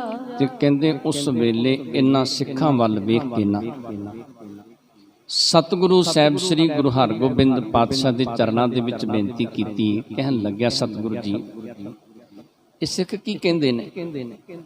ਕੋਈ ਸਿੱਖ ਆਖਦਾ ਕਿ ਮੈਂ 4 ਪਹਿਰਾਂ ਦੇ ਵਿੱਚ ਪਹੁੰਚ ਜਾਵਾਂਗਾ, ਕੋਈ ਕਹਿੰਦਾ ਮੈਂ 2 ਪਹਿਰਾਂ ਦੇ ਵਿੱਚ ਪਹੁੰਚ ਜਾਵਾਂਗਾ, ਇੱਕ ਆਖਦਾ ਕਿ 1 ਪਹਿਰ ਦੇ ਵਿੱਚ, ਇੱਕ ਆਖਦਾ 1 ਨਿਮਖ ਦੇ ਵਿੱਚ ਪਹੁੰਚ ਜਾਵਾਂਗਾ। ਸਤਿਗੁਰੂ ਜੀ ਇਹਨਾਂ ਸਿੱਖਾਂ ਨੇ ਕੀ ਵੇਖਣਾ ਕੀਤਾ, ਕਿਉਂ ਇਸ ਤਰ੍ਹਾਂ ਇਹ ਕਹਿਣਾ ਕਰਦੇ ਨੇ? वेद व्यास के करे पुराना, तुम ही जानो कृपा निधाना। ਤੇ ਸਤਿਗੁਰੂ ਜੀ ਤੁਸੀਂ ਜਾਣਦੇ ਹੋ ਕਿ ਵੇਦ ਵਿਆਸ ਨੇ ਇਹ ਜਿਹੜੇ ਪੁਰਾਣ ਨੇ ਇਹਨਾਂ ਦੀ ਰਚਨਾ ਕੀਤੀ ਏ, ਉਹਨੇ ਇਹਨਾਂ ਇਹ ਪੁਰਾਣਾਂ ਦੇ ਵਿੱਚ, ਇਹਨਾਂ ਗ੍ਰੰਥਾਂ ਦੇ ਵਿੱਚ ਲਿਖਣਾ ਕੀਤਾ ਹੈ। ਲਿਖਿਓ ਪੁਰਾਣ ਬਿਖੈ ਕੈ ਕੂਰ, ਕੈ ਸਿੱਖ ਬੋਲਤ ਕੂਰ ਹਜ਼ੂਰ। ਤੇ ਸਤਿਗੁਰੂ ਜੀ ਕਿਰਪਾ ਕਰਕੇ ਦੱਸੋ ਕਿ ਜਿਹੜੇ ਇਹ ਪੁਰਾਣ ਨੇ ਇਹਨਾਂ ਦੇ ਵਿੱਚ ਝੂਠ ਲਿਖਿਆ ਜਾਂ ਗੁਰੂ ਦੇ ਸਿੱਖ ਝੂਠ ਬੋਲਦੇ ਨੇ? ਸਤਿਗੁਰੂ ਜੀ ਕਿਰਪਾ ਕਰਕੇ ਸਾਨੂੰ ਇਹ ਗੱਲ ਸਮਝਾਉਣੀ ਕਰੋ। 4 ਜਾਮ ਕੈ ਨਿਮਖ ਮਝਾਰਾ, ਪੰਥ ਬੜੋ ਕੇ ਮੁਲੰਘ ਹੈ ਸਾਰਾ। ਤੇ ਸਤਿਗੁਰੂ ਜੀ 4 ਪਹਿਰਾਂ ਦੇ ਵਿੱਚ ਜਾਂ 1 ਨਿਮਖ ਦੇ ਵਿੱਚ, ਇਹ ਰਸਤਾ ਬੜਾ ਲੰਬਾ ਹੈ। ਇੰਨਾ ਰਸਤਾ ਜਿਹੜਾ 1 ਸਾਲ ਦਾ ਰਸਤਾ ਹੈ, ਉਹ 4 ਪਹਿਰਾਂ ਦੇ ਵਿੱਚ ਜਾਂ 1 ਨਿਮਖ ਦੇ ਵਿੱਚ ਕਿਵੇਂ ਤੈਅ ਕੀਤਾ ਜਾ ਸਕਦਾ? ਉੱਥੇ ਕਿਵੇਂ ਇੰਨੀ ਛੇਤੀ ਪਹੁੰਚਿਆ ਜਾ ਸਕਦਾ? ਤਬ ਸਤਿਗੁਰ ਗੁਰਦਾਸ ਨਿਹਾਰਾ, ਦਇਓ ਪੰਡਤ ਕੋ ਸੰਸੈ ਟਾਰਾ। ਤੇ ਸਤਿਗੁਰੂ ਸਾਹਿਬ ਸ੍ਰੀ ਗੁਰੂ ਹਰਗੋਬਿੰਦ ਪਾਤਸ਼ਾਹ ਨੇ ਭਾਈ ਸਾਹਿਬ ਭਾਈ ਗੁਰਦਾਸ ਜੀ ਵੱਲ ਵੇਖਿਆ ਤੇ ਭਾਈ ਗੁਰਦਾਸ ਜੀ ਨੂੰ ਕਹਿਣ ਲੱਗੇ, ਭਾਈ ਗੁਰਦਾਸ ਜੀ ਇਹ ਜਿਹੜਾ ਪੰਡਤ ਨਿਤਾਨੰਦ ਹੈ ਨਾ, ਇਹਦੇ ਮਨ ਦੀ ਸੰਸਾ ਜਿਹੜਾ ਨਾ, ਇਹਦੇ ਮਨ ਦੇ ਸੰਸੇ ਦੀ ਨਿਵਰਤੀ ਕਰਨਾ ਕਰੋ, ਇਹਦਾ ਸੰਸਾ ਦੂਰ ਕਰਨਾ ਕਰੋ। ਗੁਰ ਰੁਖ ਪਾਏ ਕਯੋ ਗੁਰਦਾਸ, ਸੁਨੋ ਬਿਪਰ ਸੱਚ ਕਹਿ ਤੁਮ ਪਾਸ। ਤੇ ਕਹਿੰਦੇ ਉਸ ਵੇਲੇ ਸਤਿਗੁਰੂ ਜੀ ਦੀ ਆਗਿਆ ਲੈ ਕੇ ਭਾਈ ਸਾਹਿਬ ਪਰ ਭਾਈ ਗੁਰਦਾਸ ਜੀ ਨੇ ਪੰਡਤ ਨੂੰ ਸਮਝਾਉਣਾ ਕੀਤਾ। ਕਹਿਣ ਲੱਗੇ, ਪੰਡਤ ਜੀ ਜੋ ਤੁਸੀਂ ਇਹ ਕਥਾ ਕੀਤੀ, ਜੋ ਤੁਸੀਂ ਵਖਿਆਨ ਕਰਨਾ ਕੀਤਾ, ਕਹੇ ਬਿਆਸ ਕੇ ਸਕਲ ਪੁਰਾਨ, ਹੈ ਸਾਚੇ ਸਭ ਸੁਨੇ ਜਹਾਨ। ਤੇ ਭਾਈ ਗੁਰਦਾਸ ਜੀ ਕਹਿਣ ਲੱਗੇ ਕਿ ਇਹ ਜਿਹੜੇ ਬਿਆਸ ਆਦਿਕ ਦੇ ਕਹੇ ਹੋਏ ਪੁਰਾਣ ਆਦਿਕ ਗ੍ਰੰਥ ਨੇ ਨਾ, ਇਹ ਵੀ ਸੱਚੇ ਨੇ, ਸਾਰੇ ਜਹਾਨ, ਸਾਰੇ ਸੰਸਾਰ ਦੇ ਲੋਕ ਇਹਨਾਂ ਨੂੰ ਸੁਣਦੇ ਨੇ, ਇਹਨਾਂ ਦਾ ਵਿਖਿਆਨ, ਇਹਨਾਂ ਦੀ ਕਥਾ ਸੰਸਾਰਕ ਲੋਕ ਜਿਹੜੇ ਨੇ ਉਹ ਸੁਣਨਾ ਕਰਦੇ ਨੇ। ਸਤਿਗੁਰ ਕੇ ਸਿੱਖ ਸੋ ਪੀ ਸਾਚੇ, ਸਦਾ ਉਪਾਸਨ ਗੁਰ ਕੀ ਰਾਚੇ। ਤੇ ਉਸ ਵੇਲੇ ਭਾਈ ਸਾਹਿਬ ਭਾਈ ਗੁਰਦਾਸ ਜੀ ਕਹਿਣ ਲੱਗੇ, ਪੰਡਤ ਜੀ ਗੁਰੂ ਦੇ ਸਿੱਖ ਵੀ ਝੂਠੇ ਨਹੀਂ, ਗੁਰੂ ਦੇ ਸਿੱਖ ਵੀ ਸੱਚੇ ਨੇ। ਇਹਨਾਂ ਨੂੰ ਗੁਰੂ ਦੇ ਉੱਤੇ ਵਿਸ਼ਵਾਸ ਹੈ, ਗੁਰੂ ਦੇ ਉੱਤੇ ਭਰੋਸਾ ਰੱਖ ਕੇ ਜੋ ਕੁਝ ਕਰਦੇ ਨੇ ਨਾ, ਜੋ ਇਹ ਬਚਨ ਕਹਿੰਦੇ ਨੇ ਉਹ ਕਰਕੇ ਵਿਖਾਉਂਦੇ ਨੇ। ਇਹਨਾਂ ਨੂੰ ਗੁਰੂ ਦੇ ਉੱਤੇ ਅਟਲ ਵਿਸ਼ਵਾਸ ਹੈ। ਕਰਮ ਕਾਂਡ ਮੈਂ ਜੋ ਜਗ ਜੀਵਾ, ਕਰੈ ਸ਼ੁਭਾ ਸ਼ੁਭ ਸਰਬਸ ਦੀਵਾ। ਤੇ ਸਤਿਗੁਰੂ ਜੀ ਦੇ ਕਹੇ ਦੇ ਅਨੁਸਾਰ ਉਸ ਵੇਲੇ ਭਾਈ ਸਾਹਿਬ ਭਾਈ ਗੁਰਦਾਸ ਜੀ ਨੇ ਸਮਝਾਇਆ। ਕਹਿਣ ਲੱਗੇ ਕਿ ਜਿਹੜੇ ਸੰਸਾਰ ਦੇ ਵਿੱਚ ਕਰਮ ਕਾਂਡ ਕਰਦੇ ਨੇ, ਤਰ੍ਹਾਂ ਤਰ੍ਹਾਂ ਦੇ ਕਰਮ ਕਮਾਉਂਦੇ ਨੇ, ਸ਼ੁਭ ਕਰਮ ਕਰਦੇ ਨੇ, ਤਰ੍ਹਾਂ ਤਰ੍ਹਾਂ ਦੇ ਕਰਮ ਕਾਂਡ ਸੰਸਾਰ ਦੇ ਵਿੱਚ ਕਮਾਉਣਾ ਕਰਦੇ ਨੇ। ਤਿਨ ਕੋ ਪੰਥ ਤਥਾ ਹੀ ਜਾਨਾ, ਪੁੰਨੀ ਕੋ ਅਸਵਾਰੀ ਨਾਨਾ। ਤੇ ਫਿਰ ਉਸ ਵੇਲੇ ਸਮਝਾਉਣਾ ਕੀਤਾ ਕਿ ਜਿਹੜੇ ਕਰਮ ਕਾਂਡੀ ਨੇ ਉਹਨਾਂ ਦਾ ਰਸਤਾ ਇਹੋ ਜਿਹਾ ਹੀ ਏ, ਉਹ ਜਦੋਂ ਇੱਥੋਂ ਸਰੀਰ ਛੱਡਦੇ ਨੇ ਵਾਕਈ ਉਹਨਾਂ ਨੂੰ ਸਾਲ ਲੱਗਦਾ ਰਸਤੇ ਦੇ ਵਿੱਚ। ਪਰ ਕਹਿਣ ਲੱਗੇ ਕਿ ਜਿਹੜੇ ਪੁੰਨੀ ਨੇ ਨਾ, ਉਹਨਾਂ ਨੂੰ ਤਰ੍ਹਾਂ ਤਰ੍ਹਾਂ ਦੀਆਂ ਅਸਵਾਰੀਆਂ ਵੀ ਪ੍ਰਾਪਤ ਹੋ ਜਾਂਦੀਆਂ ਨੇ। ਤਾਉ ਬਰਖ ਦਿਨ ਮੈਂ ਤੈ ਜਾਏ, ਲੇਖਾ ਧਰਮ ਰਾਏ ਢਿਗ ਪਾਏ। ਤੇ ਕਹਿਣ ਲੱਗੇ ਕਿ ਜੇ ਉਹ ਇੱਕ ਸਾਲ ਦੇ ਵਿੱਚ ਪਹੁੰਚਦੇ ਨੇ ਤੇ ਉਹਨਾਂ ਦਾ ਲੇਖਾ ਜੋਖਾ ਜਿਹੜਾ ਉਹ ਧਰਮ ਰਾਏ ਦੇ ਕੋਲ ਹੁੰਦਾ ਹੈ। ਉਹ ਧਰਮ ਰਾਏ ਦੀ ਕਚਹਿਰੀ ਦੇ ਵਿੱਚ ਪਹੁੰਚਦੇ ਨੇ, ਭਾਵੇਂ ਪੁੰਨੀ ਨੇ ਤੇ ਭਾਵੇਂ ਪਾਪੀ ਨੇ। ਸਤਿਗੁਰੂ ਜੀ ਦੇ ਪਾਵਨ ਬਚਨ ਵੀ ਨੇ। ਸਤਿਗੁਰੂ ਜੀ ਦੱਸਦੇ ਨੇ ਕਿ ਜਿਹੜੇ ਪੁੰਨ ਕਰਮ ਕਮਾਉਣ ਵਾਲੇ ਨੇ ਜਾਂ ਪਾਪ ਕਰਮ ਕਮਾਉਣ ਵਾਲੇ ਨੇ ਨਾ, ਇਹ ਧਰਮ ਰਾਏ ਦੀ ਕਚਹਿਰੀ ਦੇ ਵਿੱਚ ਪਹੁੰਚਦੇ ਨੇ। ਧਰਮ ਰਾਏ ਦੇ ਦਰ ਦੇ ਉੱਤੇ ਇਹਨਾਂ ਦਾ ਲੇਖਾ ਜੋਖਾ ਹੋਇਆ ਕਰਦਾ ਹੈ। ਜੇ ਪਾਪੀ ਤਿਨ ਮਾਰਤ ਜਾਤੇ, ਦੁਖ ਕੋ ਪਾਏ ਸੋ ਪਾਏ ਪਰਜਾਤੇ। ਤੇ ਭਾਈ ਗੁਰਦਾਸ ਜੀ ਦੱਸਣ ਲੱਗੇ ਕਿ ਜਿਹੜੇ ਪਾਪੀ ਨੇ ਉਹਨਾਂ ਨੂੰ ਰਸਤੇ ਦੇ ਵਿੱਚ ਤਰ੍ਹਾਂ ਤਰ੍ਹਾਂ ਦੀਆਂ ਸਜ਼ਾਵਾਂ ਮਿਲਦੀਆਂ ਨੇ। ਉਹਨਾਂ ਨੂੰ ਮਾਰਦੇ ਮਾਰਦੇ ਸੰਸਾਰ ਦੇ ਵਿੱਚੋਂ ਉਹ ਜਮਦੂਤ ਆਦਿਕ ਜਿਹੜੇ ਨੇ ਉਹ ਧਰਮ ਰਾਏ ਦੇ ਕੋਲ ਲੈ ਕੇ ਜਾਂਦੇ ਨੇ। ਸੋ ਪੀ ਜਾਏ ਬਰਖ ਦਿਨ ਮਾਹੀ, ਲਹੈ ਸਜ਼ਾਇਨ ਅੰਤਕ ਪਾਹੀ। ਤੇ ਉਹਨਾਂ ਨੂੰ ਵੀ ਅੰਤ ਨੂੰ ਸਜ਼ਾਵਾਂ ਪ੍ਰਾਪਤ ਹੁੰਦੀਆਂ ਨੇ। ਉਹ ਵੀ ਧਰਮ ਰਾਏ ਦੀ ਕਚਹਿਰੀ ਦੇ ਵਿੱਚ ਪਹੁੰਚਦੇ ਨੇ ਤੇ ਉੱਥੇ ਉਹਨਾਂ ਦਾ ਵੀ ਲੇਖਾ ਜੋਖਾ ਹੋਇਆ ਕਰਦਾ ਹੈ। ਤਿਨ ਕੋ ਜਾਣੈ ਭਨੈ ਪੁਰਾਨ, ਗੁਰ ਸਿੱਖਨ ਕੋ ਨਹਨ ਬਖਾਨ। ਤੇ ਉਸ ਵੇਲੇ ਭਾਈ ਗੁਰਦਾਸ ਜੀ ਕਹਿਣ ਲੱਗੇ ਕਿ ਉਹਨਾਂ ਦੇ ਬਾਰੇ ਇਹ ਪੁਰਾਣ ਆਦਿਕ ਜਿਹੜੇ ਨੇ ਗ੍ਰੰਥ ਇਹਨਾਂ ਦੇ ਵਿੱਚ ਲਿਖ ਦਿੱਤਾ ਹੈ। ਪਰ ਕਹਿੰਦੇ ਜੋ ਗੁਰਸਿੱਖਾਂ ਦੀ ਅਵਸਥਾ ਹੈ ਨਾ, ਉਹਨਾਂ ਦੇ ਬਾਰੇ ਕਿਸੇ ਨੂੰ ਗਿਆਨ ਨਹੀਂ ਕਿ ਇਹਨਾਂ ਦੀ ਅਵਸਥਾ ਕਿਹੋ ਜੀ ਹੈ, ਇਹ ਕਿਵੇਂ ਇੰਨੀ ਛੇਤੀ ਉੱਥੇ ਪਹੁੰਚ ਜਾਂਦੇ ਨੇ। ਉਹਦੇ ਬਾਰੇ ਫਿਰ ਭਾਈ ਸਾਹਿਬ ਭਾਈ ਗੁਰਦਾਸ ਜੀ ਦੱਸਦੇ ਨੇ। ਇਨਕੇ ਨਿਕਟ ਨਹੀਂ ਜਮ ਆਵੇ, ਰਹਿ ਦੂਰ ਦੀਰਘ ਡਰ ਪਾਵੇ। ਤੇ ਭਾਈ ਗੁਰਦਾਸ ਜੀ ਕਹਿਣ ਲੱਗੇ ਕਿ ਜਿਹੜੇ ਗੁਰੂ ਦੇ ਪਿਆਰ ਵਾਲੇ ਸਿੱਖ ਨੇ ਨਾ, ਇਹਨਾਂ ਦੇ ਨੇੜੇ ਜੰਮਾਂ ਦੇ ਦੂਤ ਨਹੀਂ ਆਇਆ ਕਰਦੇ। ਇਹਨਾਂ ਤੋਂ ਡਰਦੇ ਨੇ ਜੰਮਾਂ ਦੇ ਦੂਤ ਤੇ ਇਹਨਾਂ ਤੋਂ ਦੂਰ ਰਿਹਾ ਕਰਦੇ ਨੇ। ਸਤਿਗੁਰੂ ਸਾਹਿਬ ਸ੍ਰੀ ਗੁਰੂ ਅਰਜਨ ਦੇਵ ਜੀ ਪਾਤਸ਼ਾਹ ਨੇ 52 ਅੱਖਰੀ ਪਾਵਨ ਜੋ ਬਾਣੀ ਹੈ ਉਹਦੇ ਵਿੱਚ ਬਚਨ ਦੱਸੇ ਨੇ। ਕਹਿੰਦੇ ਜਹ ਸਾਧੂ ਗੋਬਿੰਦ ਭਜਨ ਕੀਰਤਨ ਨਾਨਕ ਨੀਤ। ਕਹਿੰਦੇ ਜਿੱਥੇ ਸੰਗਤ ਹੁੰਦੀ ਹੋਵੇ, ਪਰਮੇਸ਼ਰ ਦੇ ਪਿਆਰ ਵਾਲੇ ਹੋਣ, ਬੰਦਗੀ ਕਰਦੇ ਹੋਣ, ਜਿੱਥੇ ਪਰਮੇਸ਼ਰ ਦੀ ਕੀਰਤੀ ਹੁੰਦੀ ਹੈ, ਜਿੱਥੇ ਪਰਮੇਸ਼ਰ ਦਾ ਜਸ ਹੁੰਦਾ ਹੈ, ਜੈ ਸਾਧੂ ਗੋਬਿੰਦ ਭਜਨ ਕੀਰਤਨ ਨਾਨਕ ਨੀਤ। ਤੇ ਕਹਿੰਦੇ ਧਰਮ ਰਾਏ ਆਪਣੇ ਜਮਦੂਤਾਂ ਨੂੰ ਕੀ ਹੁਕਮ ਦਿੰਦਾ ਹੈ? ਕਹਿੰਦੇ ਨਾ ਹੋ ਨਾ ਤੂੰ ਨਹਿ ਛੁਟੈ, ਨਿਕਟ ਨਾ ਜਾਈਓ ਦੂਤ। ਕਹਿੰਦੇ ਧਰਮ ਰਾਏ ਆਪਣੇ ਜਮਦੂਤਾਂ ਨੂੰ ਇਹ ਗੱਲ ਕਹਿੰਦਾ ਹੈ ਕਿ ਕਿਤੇ ਤੁਸੀਂ ਉੱਥੇ ਪਹੁੰਚ ਨਾ ਜਾਇਓ, ਨਾ ਤੁਸੀਂ ਛੁੱਟੋਗੇ ਤੇ ਨਾ ਮੈਂ ਛੁੱਟਾਂਗਾ। ਤੇ ਉਸ ਵੇਲੇ ਫਿਰ ਭਾਈ ਸਾਹਿਬ ਭਾਈ ਗੁਰਦਾਸ ਜੀ ਸਮਝਾਉਂਦੇ ਨੇ ਪੰਡਤ ਨਿਤਾਨੰਦ ਨੂੰ। ਕਹਿਣ ਲੱਗੇ ਪੰਡਤ ਜੀ, ਜਿਹੜੇ ਗੁਰੂ ਦੇ ਪਿਆਰ ਵਾਲੇ ਸਿੱਖ ਨੇ, ਜਿਨ੍ਹਾਂ ਨੇ ਗੁਰੂ ਨੂੰ ਅਰਾਧਿਆ, ਗੁਰੂ ਦੇ ਨਾਮ ਦੇ ਨਾਲ ਜੁੜ ਗਏ ਨੇ, ਕਹਿਣ ਲੱਗੇ ਕਿ ਜੰਮਾਂ ਦੇ ਦੂਤ ਉਹਨਾਂ ਦੇ ਨੇੜੇ ਨਹੀਂ ਆਉਂਦੇ, ਜੰਮਾਂ ਦੇ ਦੂਤ ਉਹਨਾਂ ਤੋਂ ਦੂਰ ਦੌੜ ਜਾਇਆ ਕਰਦੇ ਨੇ। ਧਰਮ ਰਾਏ ਆਦਰ ਕਰ ਮਿਲੈ, ਸਾਧ ਸਾਧ ਸਭ ਕੈ ਜਬ ਚਲੈ। ਤੇ ਕਹਿੰਦੇ ਧਰਮ ਰਾਏ ਵੀ ਉਹਨਾਂ ਦਾ ਸਤਿਕਾਰ ਕਰਦਾ ਹੈ, ਉਹਨਾਂ ਦਾ ਆਦਰ ਕਰਦਾ ਹੈ। ਜਿਹੜੇ ਪਰਮੇਸ਼ਰ ਦੀ ਬੰਦਗੀ ਕਰਨ ਵਾਲੇ ਨੇ, ਧਰਮ ਰਾਏ ਵੀ ਉਹਨਾਂ ਦੇ ਹੁਕਮ ਦੇ ਅਨੁਸਾਰ ਚੱਲਿਆ ਕਰਦਾ ਹੈ। ਜਿਹੜੇ ਸੰਸਾਰ ਦੇ ਵਿੱਚ ਰਹਿ ਕੇ ਪਰਮੇਸ਼ਰ ਦੀ ਬੰਦਗੀ ਕਰਦੇ ਨੇ, ਨਾਮ ਜਪਦੇ ਨੇ, ਸਤਿਗੁਰੂ ਜੀ ਪਾਵਨ ਬਾਣੀ ਦੇ ਅੰਦਰ ਦੱਸਦੇ ਨੇ, ਕਹਿੰਦੇ ਧਰਮ ਰਾਏ ਤਿੰਨ ਕਾ ਮਿੱਤ ਹੈ ਜਮ ਮਗ ਨਾ ਪਾਵੇ, ਨਾਨਕ ਧਰਮ ਐਸੇ ਚਮੈ ਕੀਤੋ ਭਵਨ ਪੁਨੀਤ। ਕਹਿੰਦੇ ਧਰਮ ਰਾਏ ਵੀ ਇਹ ਗੱਲ ਆਖਦਾ ਹੈ ਕਿ ਤੁਸੀਂ ਮੇਰਾ ਘਰ ਪਵਿੱਤਰ ਕਰ ਦਿੱਤਾ ਹੈ, ਤੇ ਕਹਿੰਦੇ ਧਰਮ ਰਾਏ ਉਹਨਾਂ ਦਾ ਮਿੱਤਰ ਬਣ ਜਾਂਦਾ ਹੈ, ਉਹਨਾਂ ਨੂੰ ਕੁਛ ਨਹੀਂ ਕਹਿੰਦਾ ਜਿਹੜੇ ਪਰਮੇਸ਼ਰ ਦੀ ਬੰਦਗੀ ਕਰਦੇ ਨੇ। ਭਾਈ ਗੁਰਦਾਸ ਜੀ ਫਿਰ ਇਸ ਤਰ੍ਹਾਂ ਉਸ ਵੇਲੇ ਨਿਤਾਨੰਦ ਪੰਡਤ ਨੂੰ ਸਮਝਾਉਂਦੇ ਨੇ। ਸ਼੍ਰੀ ਨਾਨਕ ਕੀ ਸਿੱਖੀ ਮਹਾ ਮਹਾ ਮਹਾਤਮ ਹੈ ਜੈ ਕਹਾਂ। ਤੇ ਉਸ ਵੇਲੇ ਭਾਈ ਗੁਰਦਾਸ ਜੀ ਕਹਿਣ ਲੱਗੇ ਕਿ ਜੋ ਸਤਿਗੁਰੂ ਸਾਹਿਬ ਸ੍ਰੀ ਗੁਰੂ ਨਾਨਕ ਦੇਵ ਜੀ ਪਾਤਸ਼ਾਹ ਦੀ ਸਿੱਖੀ ਹੈ ਨਾ, ਇਹਦਾ ਮਹਾਤਮ ਜਿਹੜਾ ਬੜਾ ਵੱਡਾ ਹੈ, ਇਹਦੇ ਮਹਾਤਮ ਦਾ ਜ਼ਿਕਰ ਨਹੀਂ ਕੀਤਾ ਜਾ ਸਕਦਾ। ਜੇਤਿਕ ਬਲ ਜਿਸ ਮੈਂ ਹੋਏ ਆਵੇ, ਤੇਤਿਕ ਕਹੈ ਨਾ ਕੂਰੇ ਅਲਾਵੇ। ਤੇ ਭਾਈ ਗੁਰਦਾਸ ਜੀ ਕਹਿਣ ਲੱਗੇ, ਪੰਡਤ ਜੀ ਇਹ ਸਿੱਖ ਝੂਠ ਨਹੀਂ ਬੋਲਦੇ। ਜਿੰਨੀ ਕਿਸੇ ਵਿੱਚ ਤਾਕਤ ਹੈ ਨਾ, ਜਿੰਨਾ ਕਿਸੇ ਵਿੱਚ ਬਲ ਹੈ, ਉਹ ਆਪਣੇ ਬਲ ਦਾ ਅੰਦਾਜ਼ਾ ਲਗਾ ਕੇ ਦੱਸਦਾ, ਕੋਈ ਝੂਠ ਨਹੀਂ ਬੋਲਦਾ। ਇਹ ਗੁਰਸਿੱਖਾਂ ਦੇ ਵਿੱਚ ਤਾਕਤ ਇੰਨੀ ਹੈ, ਇਹਨਾਂ ਦੇ ਵਿੱਚ ਇੰਨਾ ਬਲ ਹੈ, ਇਹਨਾਂ ਨੇ ਆਪਣੀ ਤਾਕਤ ਦਾ ਜ਼ਿਕਰ ਕਰਨਾ ਕੀਤਾ ਹੈ। ਇਨ ਸਿੱਖਨ ਮੈਂ ਸ਼ਕਤੀ ਐਸੇ, ਦਈ ਗੁਰੂ ਕੀ ਭਾਖਤ ਜੈਸੇ। ਤੇ ਫਿਰ ਭਾਈ ਗੁਰਦਾਸ ਜੀ ਕਹਿਣ ਲੱਗੇ, ਪੰਡਤ ਜੀ ਇਹਨਾਂ ਸਿੱਖਾਂ ਦੇ ਅੰਦਰ ਇਹੋ ਜੀ ਸ਼ਕਤੀ, ਇਹੋ ਜੀ ਤਾਕਤ ਹੈ, ਇਹਨਾਂ ਤੇ ਸਤਿਗੁਰਾਂ ਦੀ ਬਖਸ਼ਿਸ਼, ਸਤਿਗੁਰਾਂ ਦੀ ਰਹਿਮਤ ਹੈ। ਜੋ ਇਹਨਾਂ ਤੇ ਸਤਿਗੁਰੂ ਜੀ ਨੇ ਕਿਰਪਾ ਕੀਤੀ, ਉਹ ਇਹਨਾਂ ਨੇ ਤੈਨੂੰ ਕਹਿ ਕੇ ਸੁਣਾ ਦਿੱਤਾ ਹੈ ਕਿ ਅਸੀਂ ਇੰਨੇ ਸਮੇਂ ਦੇ ਵਿੱਚ ਪਰਲੋਕ ਦੇ ਵਿੱਚ ਜਾ ਸਕਦੇ ਹਾਂ। ਜਿਹੜਾ ਤੂੰ ਸਾਲ ਦਾ ਸਮਾਂ ਦੱਸਦਾ, ਉਹ ਨਿਮਖ ਦੀ ਵੀ ਗੱਲ ਕਰਦੇ ਨੇ।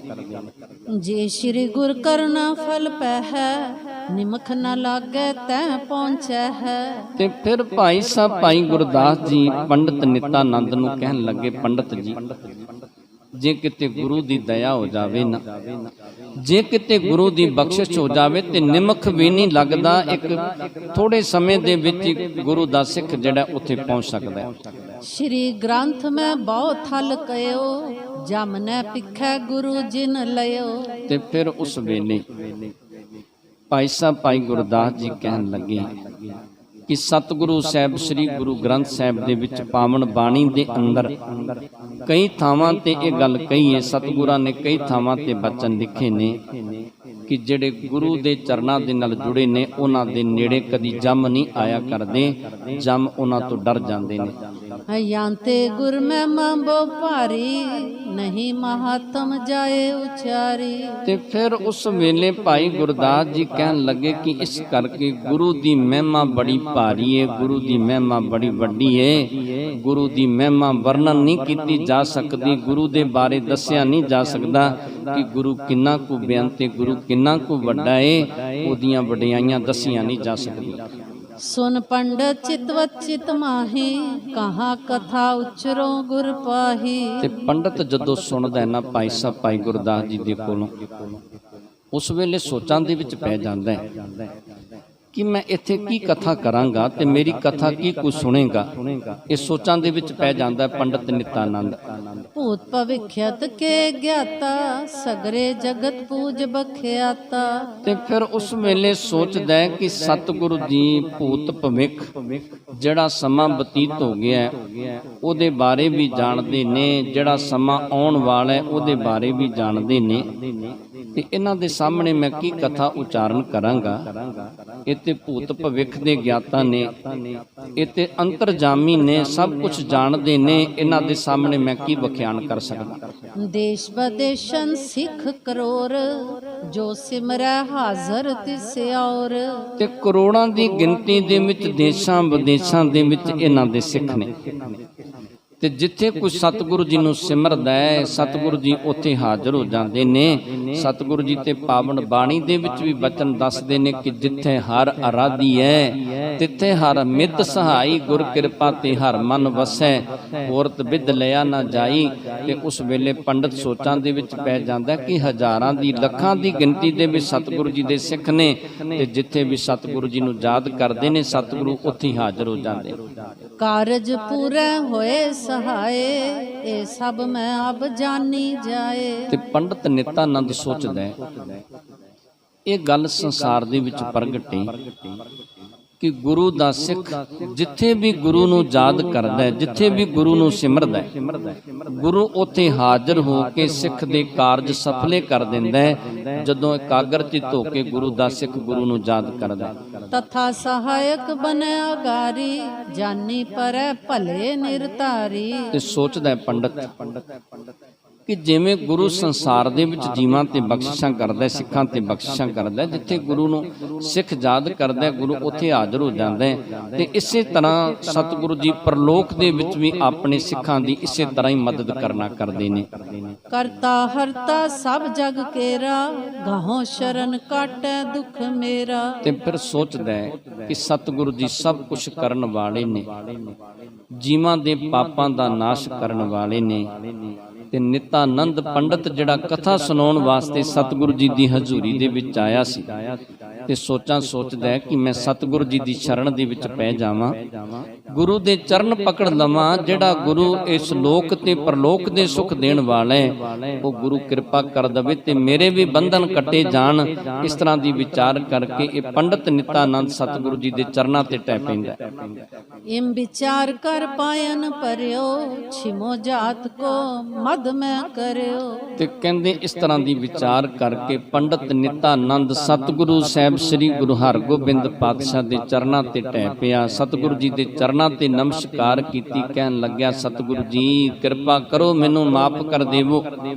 ਮੈਂ ਤੇ ਆਪਣੀ ਜਾਤ ਦੇ ਅਭਿਮਾਨ ਦੇ ਵਿੱਚ ਫਿਰਦਾ ਸੀ, ਜਾਤ ਦੇ ਹੰਕਾਰ ਦੇ ਵਿੱਚ ਫਿਰਦਾ ਸੀ ਕਿ ਉੱਚੀ ਕੁਲ ਦਾ, ਮੈਂ ਉੱਚੀ ਜਾਤ ਵਾਲਾ। ਪਰ ਸਤਿਗੁਰੂ ਜੀ ਮੈਨੂੰ ਕੀ ਪਤਾ ਸੀ ਕਿ ਤੁਹਾਡੇ ਤੇ ਸਿੱਖਾਂ ਤੇ ਵੀ ਇੰਨੀਆਂ ਬਖਸ਼ਿਸ਼ਾਂ ਨੇ, ਇੰਨੀਆਂ ਰਹਿਮਤਾਂ ਨੇ। ਮੈਂ ਤੁਹਾਡੀ ਸ਼ਰਨ ਦੇ ਵਿੱਚ ਪਿਆ, ਹੁਣ ਕਿਰਪਾ ਕਰਕੇ ਮੈਨੂੰ ਮਾਫ ਕਰਨਾ ਕਰੋ। ਲੱਗਿਓ ਸੁਨਾਵਨ ਕਥਾ ਗਾਰੀ ਸਰਬ ਕਲਾ ਸਮਰੱਥ ਗੁਣਕਾਰੀ। ਤੇ ਕਹਿੰਦੇ ਫਿਰ ਅੱਗੇ ਇਹਨੇ ਕਥਾ ਉਚਾਰਨ ਕਰਨੀ ਸ਼ੁਰੂ ਕੀਤੀ ਜੋ ਸਰਬ ਕਲਾ ਸਮਰੱਥ ਸਤਿਗੁਰੂ ਸਾਹਿਬ ਸ੍ਰੀ ਗੁਰੂ ਹਰਗੋਬਿੰਦ ਪਾਤਸ਼ਾਹ ਨੇ। ਮਹਿਮਾ ਜਾਨੀ ਨਹੀਂ ਤੁਮਾਰੀ ਭਰਿਓ ਸ਼ਰਨ ਦਿਓ ਕੁਮਤ ਬਿਦਾਰੀ। ਤੇ ਕਹਿਣ ਲੱਗਿਆ ਕਿ ਸਤਿਗੁਰੂ ਜੀ ਮੇਰੇ ਅੰਦਰ ਕੀ ਤਾਕਤ ਸੀ ਕਿ ਮੈਂ ਤੁਹਾਡੇ ਸਾਹਮਣੇ ਕਥਾ ਕਰ ਸਕਦਾ। ਮੈਂ ਤੇ ਮਤ ਦਾ ਹੀਣਾ, ਕਿਰਪਾ ਕਰੋ ਮੇਰੀ ਖੋਟੀ ਮਤ ਦਾ ਨਾਸ਼ ਕਰ ਦੇਵੋ। ਤੁਸੀਂ ਤੇ ਸਰਬ ਕਲਾ ਸਮਰੱਥ ਹੋ, ਜੋ ਚਾਹੋ ਕਰ ਸਕਦੇ ਹੋ। ਤੁਹਾਡੇ ਅੰਦਰ ਤਾਕਤ ਤੇ ਤੁਸੀਂ ਸਰਬ ਕਲਾ ਸਮਰੱਥ ਹੋ, ਇੱਕ ਛਿਨ ਦੇ ਵਿੱਚ ਕੁਛ ਦਾ ਕੁਛ ਕਰ ਸਕਦੇ ਹੋ। ਪਰ ਸਤਿਗੁਰੂ ਜੀ ਮੈਂ ਭੁੱਲ ਗਿਆ, ਮੈਂ ਆਪਣੀ ਜਾਤ ਦੇ ਅਭਿਮਾਨ ਦੇ ਵਿੱਚ ਆ ਕੇ ਤੁਹਾਨੂੰ ਕਥਾ ਸੁਣਾਉਣ ਦਾ ਯਤਨ ਕੀਤਾ।